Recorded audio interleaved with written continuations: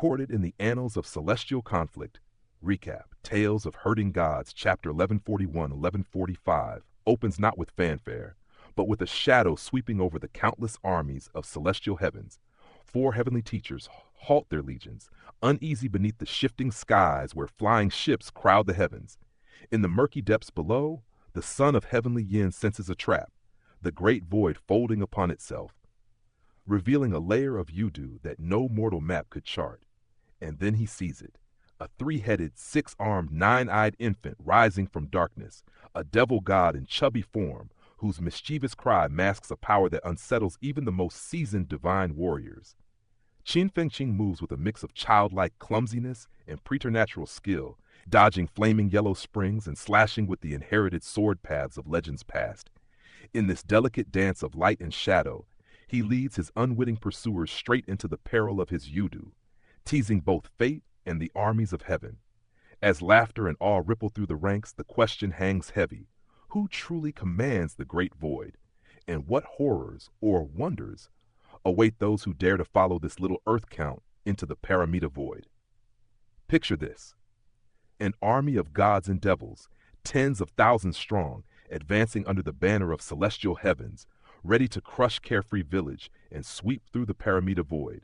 The sky itself is darkened by countless flying ships, and yet, amidst this overwhelming force, a single chaotic ripple threatens to overturn everything. This is where the tale of the first life form of Youdu, Qin Fengqing, truly begins to shine.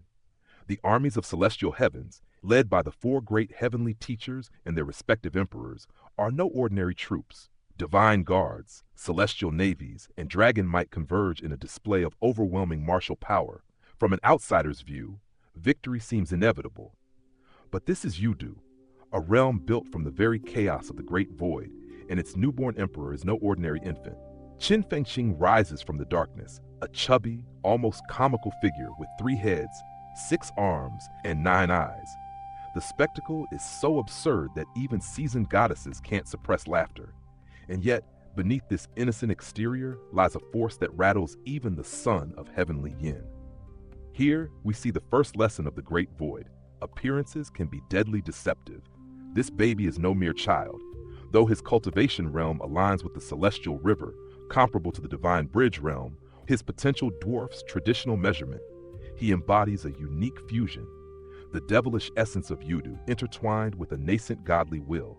Unlike half-gods who rely on heritage, Qin Fengqing's power stems from the chaotic Tao of Youdu itself, a raw, untamed essence that threatens to outpace even the Earth Count's ambitions.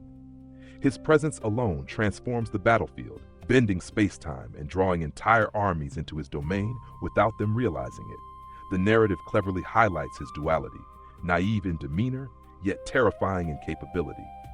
When confronted by celestial venerable Shu, Qin Fengqing exhibits not arrogance, but a mischievous awareness of his own strength. He sets traps, plays with his opponents, and demonstrates a strategic cunning that belies his childish form. The interplay here is fascinating. He is both a student and an inheritor of Qin Mu's path, able to replicate advanced sword techniques, yet untouched by the usual trappings of cultivation, making him unpredictable. From a tactical perspective, this chapter is a masterclass in psychological warfare. By presenting himself as innocuous, Qin Fengqing lures celestial heaven's forces deeper into Youdu, where space-time and reality bend to his will. The darkness he commands isn't merely shadow, it's a living extension of his devil nature, reshaping the battlefield, testing the mettle of gods, and demonstrating that raw power alone isn't sufficient. Awareness and adaptability matter just as much. Emotionally, we see Qin Fengqing's humanity shining through. His interactions with his mother and the deities hint at a developing conscience and a sense of justice, despite the chaos surrounding him. When he confronts the threats in Youdu, his pride is not in destruction, but in asserting fairness, claiming a sort of moral high ground even in the midst of divine conflict. This adds layers to his character, positioning him as both a trickster and a legitimate arbiter in a universe defined by hierarchy and law. The climax of this chapter is both hilarious and awe-inspiring. Qin Fengqing, the 3-headed infant, wields a divine sword with precision, slicing through the attacks of celestial venerable Shu. an opponent who commands deadly Youdu devil flames. The absurdity of the scene, an infant performing the sword arts of legendary cultivators, is contrasted sharply with the terror he inspires, leaving the reader with an indelible impression. Power in Youdu doesn't always follow the expected rules. By the end, Qin Fengqing vanishes through the void bridge, leaving even the most powerful gods hesitant to follow. This retreat is not weakness, but strategic wisdom, a reminder that in the great void, control over space and perception is as crucial as raw cultivation. For the audience, it signals the emergence of a character who will redefine what it means to hold power, blending innocence, cunning, and world-shaking potential. So the big question lingers: can even the mightiest of celestial heavens contend with a being born of Youdu, one who wields the chaos of space and time as easily as a child swings a toy? As we look toward the next chapter, we're left to ponder not just the strength of Qin Fengqing, but the very nature of power itself in a universe that bends to the will of the unexpected. Imagine a battlefield so treacherous that even the most seasoned celestial venerables hesitate to step foot in it. A place where space itself bends and divine consciousness ripples like storm-tossed waves. This is the great void Youdu, a creation of celestial venerable Yue and the masters of creation, where traps are not merely obstacles, but lethal riddles designed to consume the unworthy. And at the center of this chaos is a single audacious figure, Qin Fengqing, whose rise in power has left even legendary immortals in awe and envy. Qin Fengqing's brilliance lies not only in raw strength, but in his insatiable hunger for advancement. Every scrap of divine essence, every primordial spirit of fallen gods and devils has been devoured without hesitation. This is the reason the Son of Heavenly Yin could only watch from afar, a flicker of envy burning in his eyes. If only such a body were mine, he mused, imagining the dizzying heights he could reach with such a vessel. But Qin Fengqing is not just strong, he is cunning, relentless, and utterly unbound by morality. The armies of celestial heavens, commanded by celestial venerable Shu, march to confront him, yet they immediately face the consequences of underestimating this young earth count. Qin Fengqing's traps erupt like hidden volcanoes. Hundreds of gods and devils are incinerated in a moment, their screams swallowed by the void. Even Son of Heavenly Yin, a figure of near legendary might, is forced to proceed with painstaking caution, realizing that brute force here would lead only to slaughter. Here we see the true genius of Qin Fengqing's strategy. He transforms the battlefield itself into a weapon, turning every inch of terrain into a layered, living puzzle.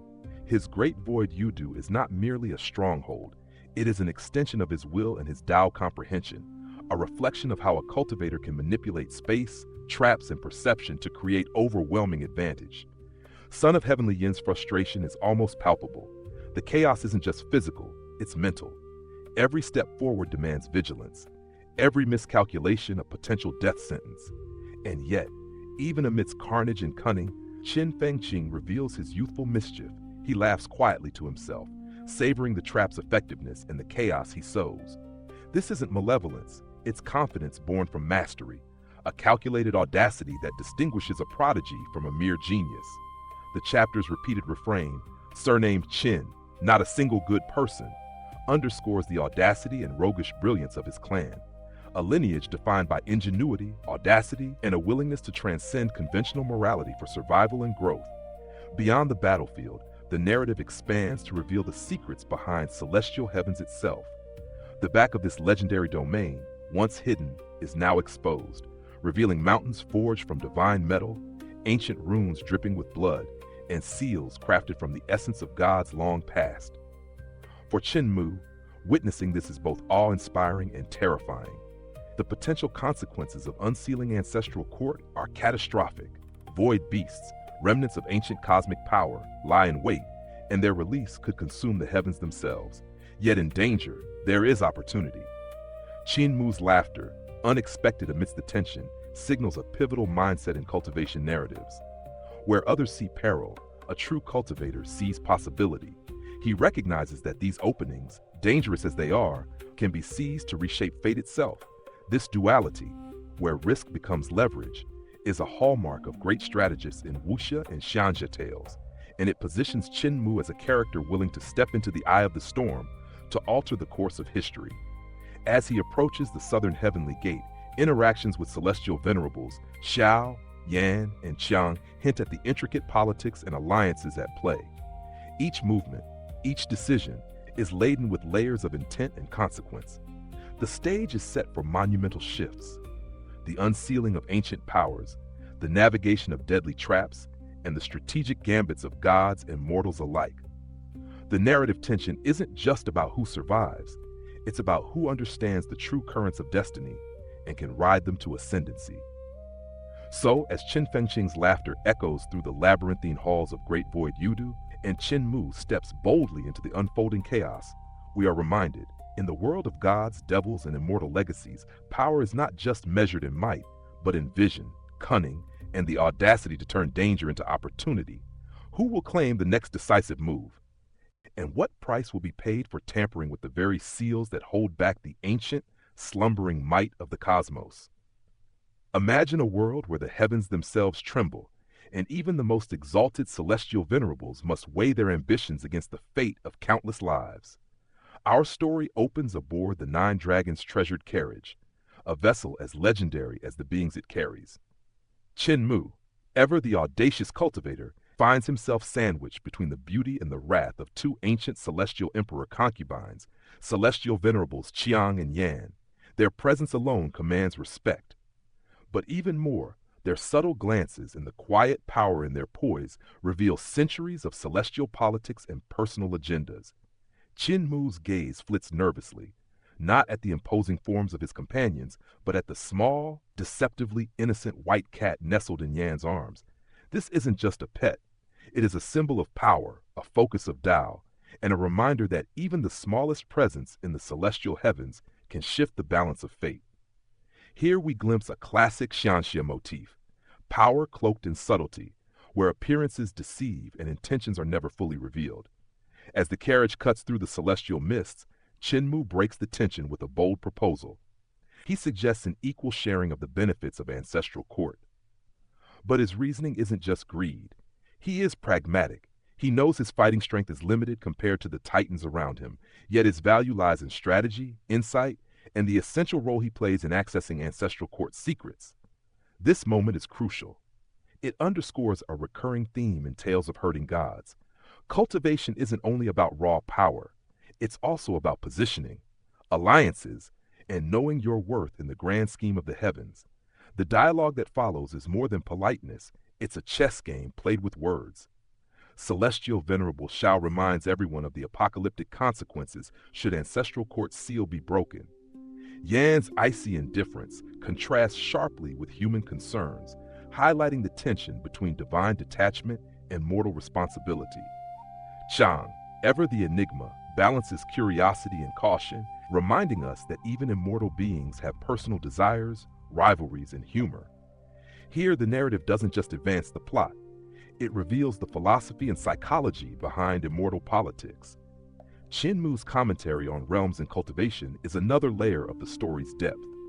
He deconstructs the supposed hierarchy of Celestial Heaven's realm, Tao realm, and the Jade Capital realm, revealing that these labels are but facets of a greater truth, his insight, that spirit embryo can reach the ultimate void and celestial heavens directly, challenges conventional thinking, and foreshadows his later breakthroughs. The way he measures his own abilities against these realms gives us a window into his humility, intellect, and the subtle hubris that defines a hero capable of confronting gods. Just as the atmosphere lightens with laughter, camaraderie, and playful banter, a new tension arrives. Celestial Venerable Hao approaches, bringing news and implicit challenges. The story cleverly reminds us that in Xianxia, the heavens are never still. Each carriage, each gathering, is a nexus of potential conflict, alliances, and revelations. And then, like a bright flash cutting through the celestial void, Celestial Venerable Hong appears, a figure both reassuring and powerful, signaling that the stakes of ancestral court are about to escalate further. This chapter, while seemingly filled with dialogue and carriage-bound interaction, is actually a masterclass in tension, characterization, and strategic setup. We witness the interplay of desire, caution, and moral consideration among immortals. the subtle assertion of Qin Mu's role in the coming conflict, and the careful foreshadowing of challenges yet to come. Every glance, every gesture, every playful remark about benefits or realms is a thread in the tapestry of impending cosmic upheaval. So, what does this tell us about the path ahead? The celestial heavens are fractured, alliances are forming, and Qin Mu, small in rank but immense in influence, stands at the fulcrum of change. The release of Ancestral Court's secrets will not only test his Tao, but also force every celestial venerable to confront the limits of their wisdom, morality, and power. And as the dragon Qilin stirs and the white cat watches with unblinking eyes, we are reminded, even in a world of gods, every choice, every move carries the weight of countless lives. In the next chapters, the real question looms. When the secrets of Ancestral Court finally surface, who will rise, who will fall, and who will betray whom under the cold gaze of the cosmos? That is the question that keeps both heroes and viewers on the edge of their seats. Picture this: in the vast star-strewn heavens, a caravan of legendary cultivators drifts like islands through the void. Yet even among such celestial giants, tensions and grudges simmer just beneath the surface. Our scene opens not with a battle, but with a quiet, almost domestic moment. A moment that will unravel threads of history, oath, and hidden desire. Qin Mu, ever the unpredictable force, has just recounted his exploits at the west extremities, revealing how he cleverly maneuvered Dao Brother Mu into acknowledging a debt. Laughter ripples through the carriage, camaraderie painted with the kind of casual envy only immortal beings could muster. But the serenity is short-lived. A streak of divine light cuts across the sky, signaling the arrival of God's sovereign Lang Xuan. Little Seven, the ever-alert white cat, senses the shift immediately. The air thickens with authority, and suddenly the levity of the carriage feels fragile. Lang Xuan, prideful and unyielding, refuses to sit with Qin Mu, a silent testament to past clashes and irreconcilable differences. Qin Mu's confusion and indignation tell us something crucial about his character. He's a man who earns both admiration and resentment through sheer boldness, yet remains emotionally open, craving understanding, even from those who oppose him. The tension here is not just personal, it's emblematic of the delicate power balances among celestial sovereigns, where grudges can ripple across realms. Then, just as the mood teeters, divine King Zhu arrives. Unlike Lang Xuan, his disdain is visceral. Qin Mu's very existence irritates him, embodying the eternal friction between chaotic vitality and rigid moral order. Inside the carriage, dialogue and laughter veil deeper political and moral currents. Discussions of Ancestral Court and its immense treasures are more than idle chatter. They are a lens into cultivation politics. Sharing or hoarding these ancient benefits is not a mere choice. It reflects one's principles, race loyalties, and approach to cosmic responsibility. Qin Mu's proposal to divide the Ancestral Court spoils equally without breaking its seal highlights his ingenuity. He respects the dangers of ancient powers while asserting the necessity of collaboration and shared accountability. It's a rare glimpse of a cultivator balancing tactical insight with moral consideration. And then, the narrative pivots from politics to personal oaths, and with it, the weight of history presses down.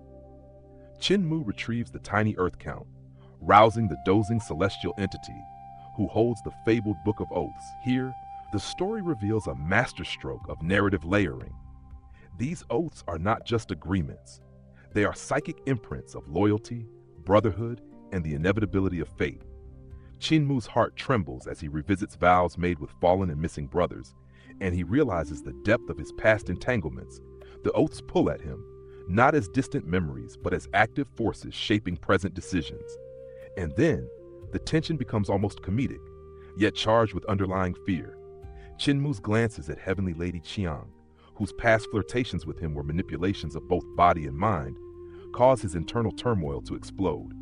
Even in the company of immortals, human, and perhaps too human, desires and anxieties resurface. The interplay between Qin Mu, Celestial Venerable Shao, and Qiang reflects a broader theme of Xianxia storytelling, the collision of personal emotion with cosmic destiny. Every glance, every heartbeat carries the weight of ancient rivalries and secret histories. So, what does this chapter truly offer beyond plot? It's a meditation on balance between past and present, emotion and duty, personal desire, and cosmic responsibility. Qin Mu is both participant and observer in this celestial theater, navigating friendships, grudges, and oaths that transcend lifetimes. The humor, the flirtation, the political negotiation, they are all threads in a larger tapestry, one where the next decision could tilt the heavens themselves. And as the carriage drifts onward, with tiny earth counts safely hidden and oaths quietly acknowledged, one can't help but wonder, what storm lies ahead when past debts, mortal impulsiveness, and celestial politics converge? In a world where the slightest misstep can reshape destinies, Qin Mu's blend of boldness, cunning, and humanity might be the key, or the spark that ignites chaos among the immortals. The heavens watch, the oaths watch, and so do we, waiting to see which threads unravel first. Imagine standing at the edge of a cosmic rupture, where the very heavens themselves have cracked open and ancient powers long thought sealed are clawing their way back into the world. That is exactly where Qin Mu finds himself in this chapter, caught between revelation, strategy, and the looming chaos of ancestral court. As he rides with the celestial venerables, Qin Mu's mind churns with impossible realizations. The identities of the exalted beings around him are no longer clear. Friends and mentors now wear titles that carry centuries of history, secrets, and hidden ambitions. He pieces together the truth. Grand Emperor has become Heavenly Lady Chang. Da Hong's corpse was manipulated to create celestial venerable Hong, and the elusive Mistress Yuanmu must be hidden somewhere in the celestial heavens. Each revelation twists the threads of the past, showing that the cosmic chessboard is far more intricate than he ever imagined. But before Qin Mu can dwell too long, reality crashes in. The carriage halts. Outside, the void bleeds into the celestial heavens. A crack, vast and crimson, stretches across the sky, a wound in the fabric of creation itself. Void beasts, born from eggs that plummet like meteors, flood from ancestral court. Even newborn, they move with the speed and strength of fully matured monsters, their six-limbed forms flaring wings as they surge toward the rupture. Qin Mu realizes immediately, the balance of the myriad realms teeters on the brink. One misstep, and this could be an apocalypse. Here, the storytelling shifts from spectacle to strategy. Qin Mu observes the interplay of wills among the celestial venerables. Grand Emperor, now in the guise of Heavenly Lady Qiang, seeks to unleash these void beasts, perhaps as a test, perhaps as revenge. Celestial Venerable Gong, tied by duty and affection to ancestral court, desires to protect its sanctity. Others, including Celestial Empress sisters and senior gods, aim to reseal it or harvest its treasures. Every choice reflects centuries of cultivation, ego, and philosophy. The celestial chessboard is laid bare, and each piece moves with both precision and caprice. Celestial Venerable Hong's behavior becomes a study in subtle mastery. He seems to act, yet does nothing, observing, calculating, occasionally reminding Qin Mu of debts owed. In a realm where even gods manipulate identities across millennia, Hong embodies the paradox of inaction as strategy. Qin Mu's own recognition of debts, past confrontations, and hidden alliances make him uniquely positioned, not just to survive, but to mediate, to claim what few could even reach. And then comes the true test. The moment of entry into ancestral court, divine King Zhu attempts to force his way in, driven by arrogance and impatience. Yet the court is not merely a place. It is the weight of countless worlds, the imprint of every ancient god who once fought to seal it. With each step, the pressure crushes him. Great Tao markings awaken, and the forms of past worlds press upon him. This is cultivation and power made tangible. The deeper you venture, the more the cosmos itself resists. Only those attuned to its rhythm, like Qin Mu, can navigate it. Zhu retreats, humbled, and suddenly equality in splitting the court's treasures is no longer negotiable. From a narrative perspective, this chapter is a masterclass in tension and revelation. It interweaves personal stakes, cosmic scale, and the mechanics of cultivation. Qin Mu is both student and strategist, reading the intentions of gods, measuring pressure and Tao, and weighing moral and practical consequences. His humor, the subtle recognition of seniority among peers, and his calculated restraint highlight his evolution from mere mortal to a master of celestial navigation. For us, the audience, it's a thrilling commentary on the nature of power. Ancestral court is not just a prize, it is a testament to history, sacrifice, and the burdens of creation. Qin Mu's journey illuminates a fundamental Xianxia truth. To stand amidst immortals, one must not only cultivate strength, but perceive the invisible threads that bind fate, ambition, and the Tao. And as the chapter closes, the question lingers. Now that the seal is broken and the void beasts stir, who truly controls destiny? Can even Qin Mu, alone among gods, maintain balance? Or will the ambitions of the celestial venerables ignite a war that no cultivation can contain? The next chapter promises not just confrontation, but the unveiling of motives that have been centuries in the making.